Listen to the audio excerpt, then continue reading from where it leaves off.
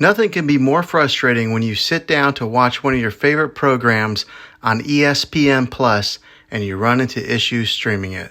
Well, in today's tech video, I'm going to show you how to fix the ESPN Plus app on your Philips Smart TV.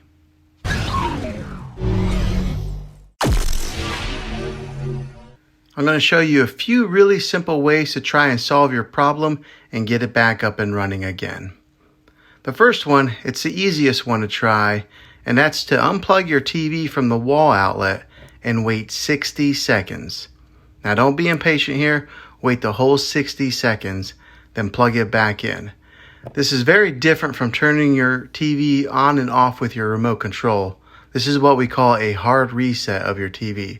So make sure you try this method. If that doesn't work, the next thing would be to find your router that is giving you Wi-Fi and unplug the power to that for 60 seconds. Then plug that back in. If that fixes it, great. If not, let's move on to the next method. Try deleting the ESPN Plus app on your TV.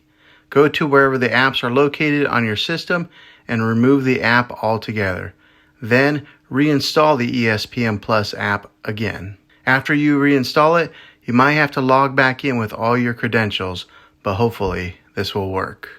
If this doesn't work, then I recommend buying an affordable Roku stick or Amazon Fire Stick.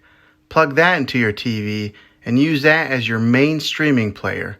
You'll be able to access ESPN Plus that way.